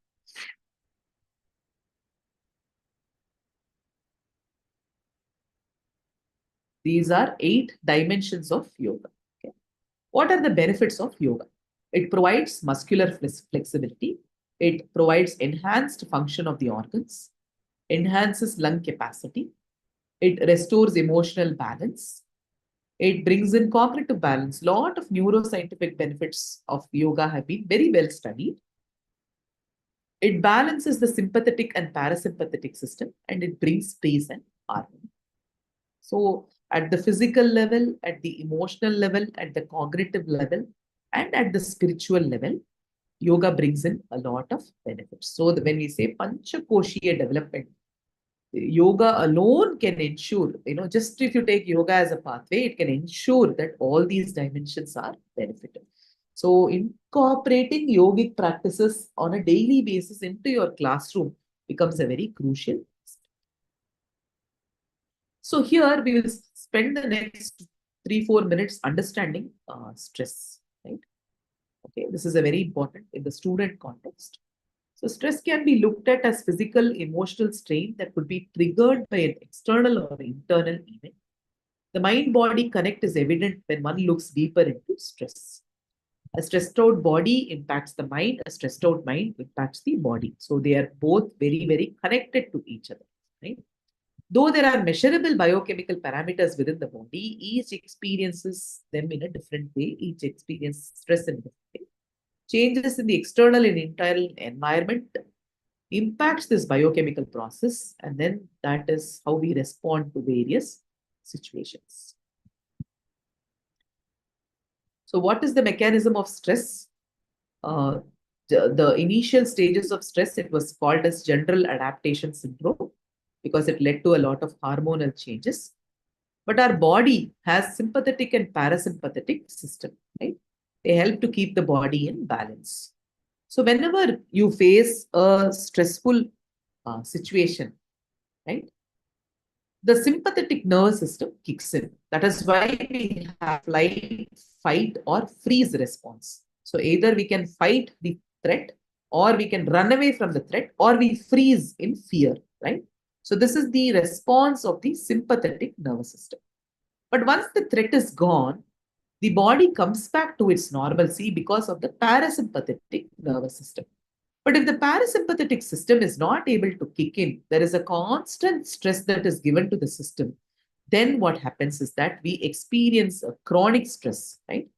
So this thing, what happens is if the parasympathetic system is not able to restore it to normalcy, we have chronic stress. So imagine that you are stressed out mentally for many days, that the stress does not leave your mind. It could be a deadline or conflict with someone or a relationship issue. It stays for days together. So during such times, the hypothalamic pituitary adrenal axis kicks in, right? And creates such that the cortisol is secreted into the bloodstream. So that is why people who are stressed out, they check their cortisol levels. Because of this, the immune system is affected, and this leads to bad health, or this leads to diseases. Especially it leads to immunity-related issues. This is the drawing. So there is an acute stress that you experience. It is processed by the hypothalamus. Then the hypothalamus, there is a neurotransmitter, that is the hormone that is secreted. It is called corticotropin releasing hormone. That hormone is passed on to the pituitary gland, which is again in the brain region, right? And the pituitary gland, the CRH provokes the pituitary gland to secrete the ACTH. Then ACTH goes to the adrenal gland, right?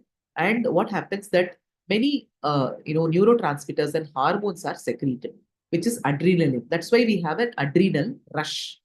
Whenever we see something threat perception, there is an adrenal rush in the system, right? And then what happens that the cortisol is secreted into the bloodstream. So adrenal, cortisol, everything is secreted into the bloodstream. So ideally, it should bring down the stress levels. But if it does not bring down the stress levels, it can lead to chronic stress, right? So what happens with respect to children? The moment you talk negative things, right? Immediately there is a threat perception, and then the sympathetic nervous system kicks in. That stays for a very, very long time. So giving only positive words to young children is a very crucial aspect of the developmental process. Whether you are a parent or whether you are a teacher, only positive things when you talk to the child, then you will see that you don't worry. You will say, oh, if I talk only positive things, my child will be spoiled. I should give an objective feedback. Nothing of that sort. You can give even an objective feedback or a feedback about something they did wrong in a very sweet manner, in a manner that is acceptable to that age, so that there is something called positive emotional attractors and negative emotional attractors. So when you tell something negative, it immediately kicks the sympathetic system. So it is a negative emotional attractor. When you say something positive, it's a parasympathetic system. It's a positive emotional attractor. So always, even if you could be the head of the department, you could be the coordinator, but when you create stress in others, this is what happens. It can actually lead to a lot of problems in the system. So always be very mindful of how you interact with others, what kind of interpersonal relationship you have with others. The very important neurotransmitter is called GABA. So, for example, one way of increasing GABA is through regular exercise. So high availability of GABA means it's very healthy, right? And which has been shown to whatever increases GABA levels reduce stress. Right? So foods that are rich in GABA, such as almonds, walnuts, spinach, and taking GABA supplements, green tea, all these increase GABA levels and reduce the stress levels. Lifestyle can also reduce increase GABA levels. Practicing relaxation techniques, yoga nidra, meditation, all these are actually enhancing GABA. And hormonal process cycle has several stages such as biosynthesis, secretion of source gland, transport, recognition by the target gland, and all these happen, right? But then since the system is slow in acting, it requires constant repeating input from one side. So when you have neurotransmitters and hormones, neurotransmitters like GABA act very quickly. But when it is a hormone, it takes a long time to act in the system. That is why you need repeated practice of yogasana, pranayama, meditation to have a positive feel and overall maintain your health in a good condition. So this is the very important impact of yoga on the brain, impact of yoga on emotions, and impact of yoga on the body. That is one of the reasons why yogic pedagogy is a very, very crucial transformation that needs to be brought out in the curriculum, in the schedule, in the co-curricular activities, and overall looking at the holistic development of the child.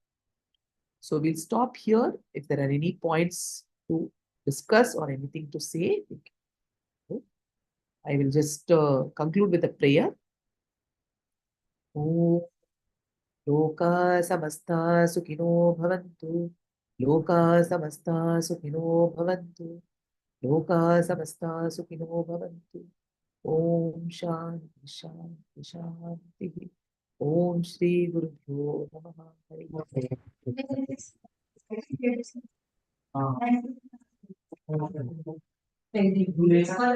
Namaste, madam. Namaste. And namaste to all the participants, teacher educators, to my dear students. Madam, it was really a good lecture, ma'am. Like, we all know this, but the way you have explained about Panchabhuta, its characteristics, qualities, functions in the body, associated doshas, and really in depth about the doshas, like, how it is related with the earth,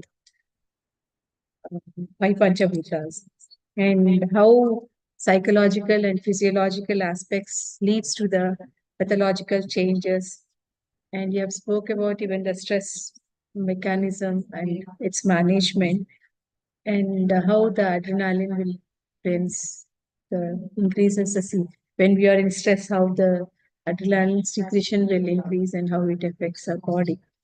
What I understood is, we all, if we have the normal food, what we eat regularly at home, like annam, pakora, whatever it is, leafy vegetables, fruits. I think along with that, I think that is controllable with us.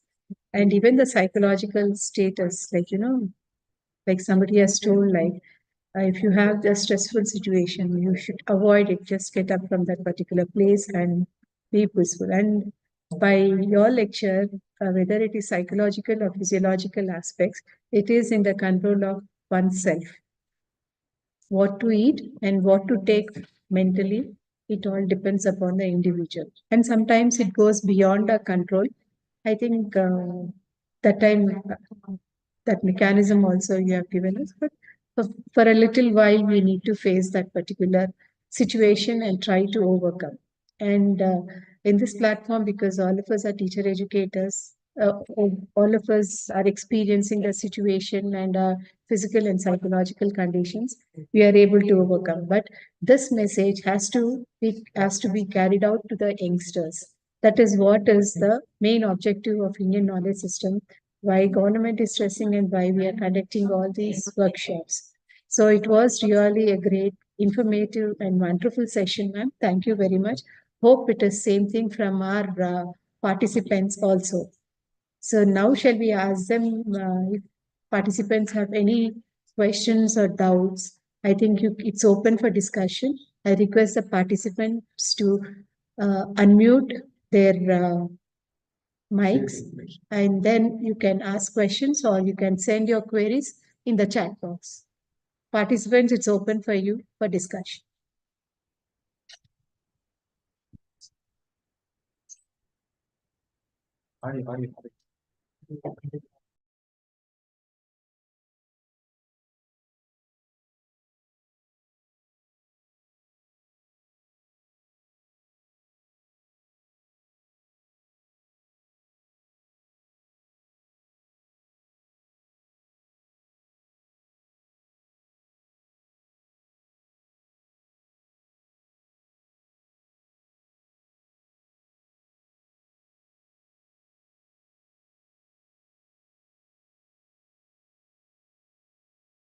There's a question from Railu sir, government IAC Master Time. He is asking, it is Pitta or Piti? It is Pitta, ma'am. Pitta, ma'am. Yeah, Vata Pitta Kapha. Vata, Pitta, Kapha. Piti, ma'am. But kindly explain types of vayus and control them, please.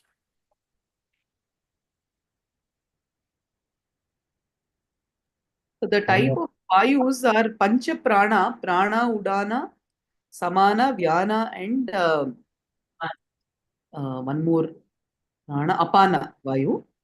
So the Prana Vayu is mainly whatever we intake helps in respiration.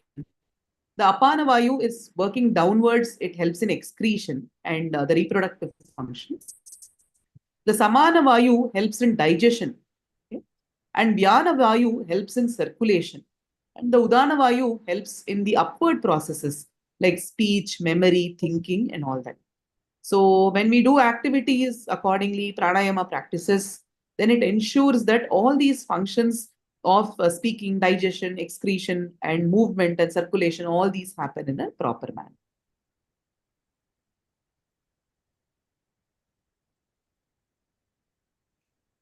Madam, I have one question, ma'am. Like, you have regular, excretion process, right?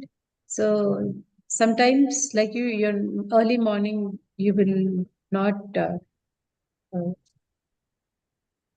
have motion or something like that. Yes, Then we'll have backache. correct. Yes? So here there is Krura Koshta, Mridu Koshta, and there is one more Samanya or Madhyama Koshta. So here when the stools are hard, it means it is this Vata is high. And when it is like a loose motion or very soft, then it is Pitta high. When it is Kapha, it is somewhat balanced. Like, why it happens, ma'am? Like, is it One because is gas buildup and other one is dryness. Vata means it is dry. But once you drink hot water, Yeah, it will be a normal stool. correct. Because it helps the lubrication happen. Or it will not be hard. So it is. Do you mean that because we have drank hot water, the stool has become loosened and then it has the peristalsis movement is what ensures that the waste is eliminated. So when the peristalsis movement is not happening properly, then the waste is not eliminated. So that is why for some people, if you see only if they drink tea, they'll be able to evacuate, clear their bowels. Or if And they drink even- coffee only, they will be able to evacuate. So that is Yeah. mainly because the peristalsis motion is enabled by pitta. So anything hot and high in pitta ensures that peristalsis movement and then the waste is eliminated.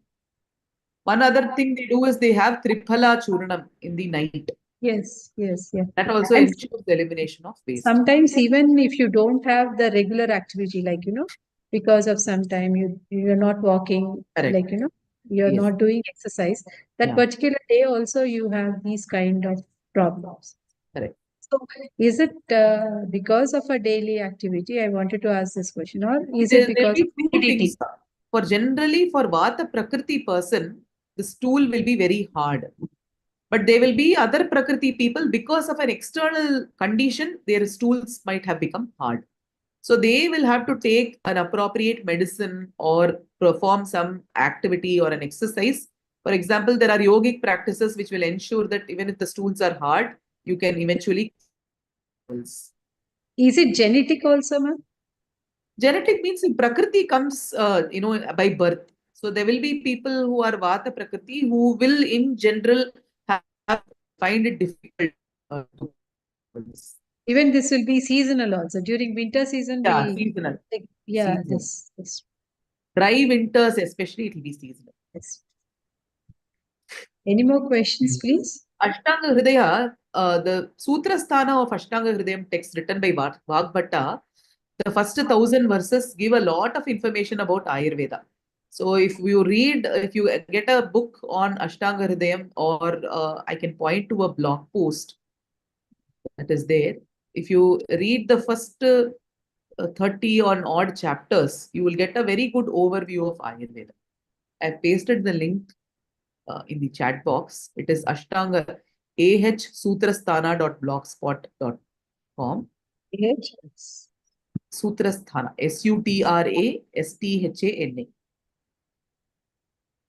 ahsutrasthana.blogspot.com.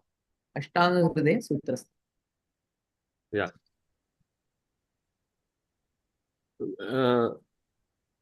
Can I, excuse me, madam? Yes.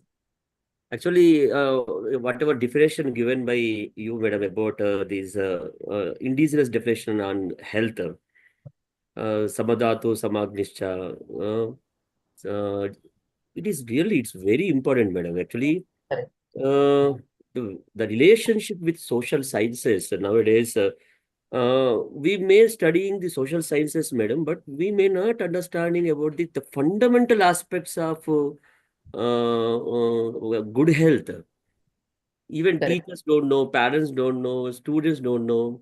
We are focusing on various aspects, other aspects, but fundamentals missing. If And the we say if one we shoe know- fits all. One Yes, shoe sir. fits all model. Yes, sir. Kishore, sir, So please what I continue. want to tell you, madam, actually, nowadays, whatever we are perceiving, majority of diseases, I saw that recently, my closest friend suffering with cancer and the chronic aspects, it is because of that. What is this? Not focusing on fundamentals that causes chronic aspects. Yes, yes, When I studied this problem of cancer, the root, the dhatu shakti is losing. correct. So really, what I want to tell you, madam, actually, the teachers and parents, we must focus the fundamental aspects of health. If you know Yes. that vata, pitta, kapha, and if you know the nature of the child, if you know the certain things, then we can provide according to nature of the child, we can provide the environment, food habits, and many things, and we can focus the preventive aspect of health, and we can solve Very true, many sir. kind of problems. Very So true, it's sir. very much related to social science, which is very much applicable with our life. That is very important. I think these knowledge is missing in the subjects in our Yes. curriculum. And zero introduction is there, sir. Not even a tinge of that is, they have ensured that none of this is, available in any of our curriculum, unfortunately. But Yes. this is so crucial. Being born in India, living in India, but we don't know our own knowledge system, how to utilize it for the benefit of the learners. Yes, madam. Yes, madam. And what happens is that, for example, in the Sapta Dhatu, the way Ayurveda looks, of course, there is a disagreement with respect to modern physiology and anatomy. But leaving that part, the Vaidya still, bases their understanding and treatment through this. So they say that each of the dhatus contribute to the other dhatus. So the food that we eat, the Rasa Dhatu, eventually becomes the Shukra Dhatu, which is the reproductive essence. So what happens? The food that we eat affects so many generations because we reproduce more generations. So the Rasa Dhatu that we imbibe goes into our system and then is given to the other generations as Shukra Dhatu. So the very, very careful attention to the food that we eat is very, very important. Yes, All madam. this is not part of the curriculum. Children are not told by. There is no mention in any textbook that don't eat junk food. They're all afraid. If you tell the children, then they will lose their agency. They will lose their ability to think on their own. But at the childhood stage, they need to be told, don't eat this, right? That is what our grandmothers did. And thankfully, they prevented us from so many things. But in today's context, parents are afraid to tell the children, educators are afraid to tell the children, okay, do this. Otherwise, they feel that the children should figure out everything on their own. That is not the best method, unfortunately. Yeah.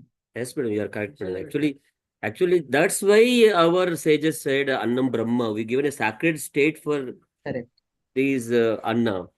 And nowadays, even the hygiene aspects also we don't know. Correct. What is this various kinds of food and the importance of taking right food.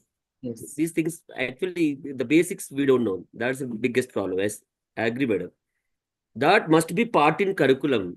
Teachers Correct. must know. Correct. Correct. Teachers must know that. Parents must know that. Yes. So, and the proverb says, "Yada annam tada mannam." Correct. Correct. And there is no proper annam, and that's why there is a psychological problems. Yes. The food and the endocrine system is directly related to the emotional states. So whatever we do, whatever harms the endocrine system, immediately affects the mental state also.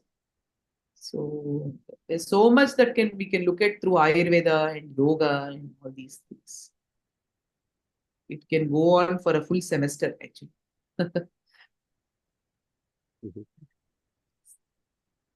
Yeah. Any more questions, please respond. Yeah, Swapna madam, unmute.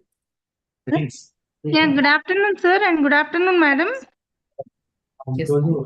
Ma'am, what about activation of chakras? Can we expect any class in the further classes about activation of chakras? What are chakras? Chakras are a very deep concept, but maybe in the next session I will touch a little bit about chakras.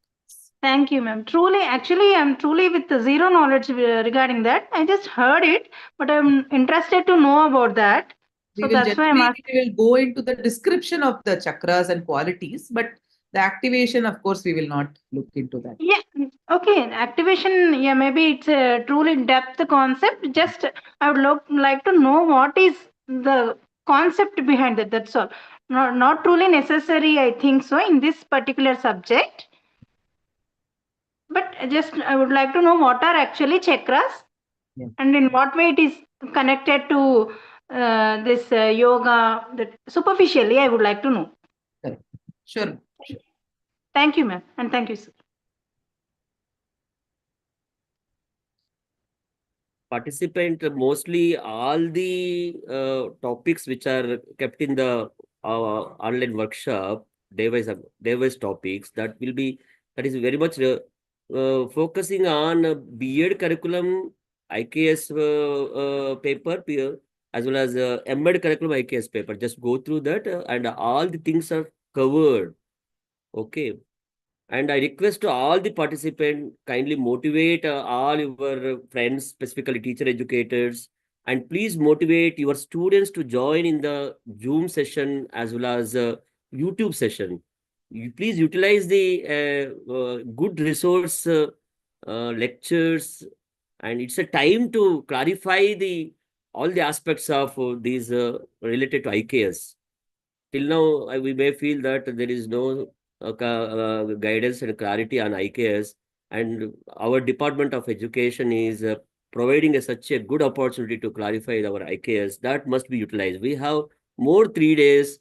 These 3 days will be highly useful and most useful for subject point of view, and B.Ed point of view, as well as personal point of view. All the point of view, it's useful. Please utilize. Please motivate your teacher educators. Please motivate your students to join. And we purchased 500 these platform, and there is a full of scope. I request everyone, irrespective of rigid aspects, remove it and motivate all the students and teachers to join and interact and clarify, and that can be useful for benefit of all the students and our individual sake. And I express special thanks to department, our principal, what I say is Ravinath Murthy sir, Professor Ravinath Murthy sir, as well as our madam, Sunita madam, Lalita madam, and Durgesham sir, Jata madam, everyone. It's a nice session. Actually, highly intellectual presentations we are enjoying. Please utilize. Madam, please continue. Madam, one small request from our department side, ma'am. Yes. Like tomorrow being 26th January, Republic Day, I think most of them are busy with their colleges, flag hoisting and all. And they are requesting like they'll be traveling back home and they may not participate in the panel discussion. And in this connection, we were just having discussion in the department level, Kishore and Raju and principal and faculty members. So we requested a few of the panel members to join us in the panel discussion. So they were also telling like tomorrow is not possible for them. So can we shift instead of 26th, can we have it on 29th, madam, with your permission? Sure, ma'am. Not a problem. So like, we really want IKS to be integrated, how we will integrate into the pedagogical practices. And also like, ma'am, one more aspect, because when we are talking about Indian knowledge system, I think because we have different other things also, people on the this platform, can we have something like inclusive knowledge system, one topic also, like, from other, like, we are more talking about Vedas and all. So any other inclusive knowledge system, one class can we have, like, we are talking about Ayurveda, like Unani, like if any other I will aspect. try, because I don't have expertise in all of those areas. From your side, like, is it possible for us to have a, like, I can from my side, it might be difficult, but we can discuss that. okay. So so all the participants, can I announce with your permission, like from 26, the panel discussion is being postponed to 29, same timings, 2 to 4 p.m. Yes, ma'am? Madam Smriti, Yes. ma'am. So Yes. all the participants, here is an announcement, like because we have spoke to the panelists, and many of the participants here on the platform are requesting us to postpone the panel discussion from January 26th, 2025 to 29th January. So 29th January, we will have same, like instead of 29th, we will be ending this workshop on 29th with a panel discussion followed by valedictory session. And we have posting feedback link in the chat box. So kindly give us your feedback so that we will have your valuable feedback. And based on that, if any requirement is there, we can include it in our workshop. So now it is to Dr. Durgesham for vote of thanks.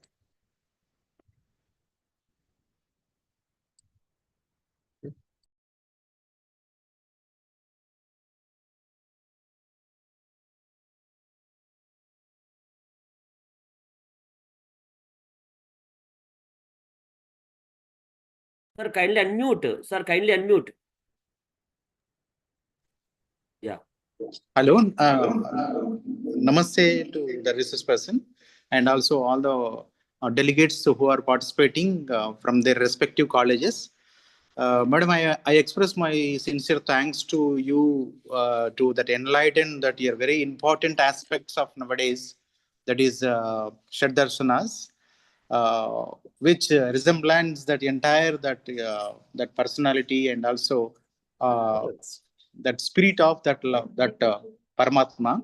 And at the same time, this is the need of the hour to get that medicines of nowadays, that is through this Indian medicine system like Ayurvedic system.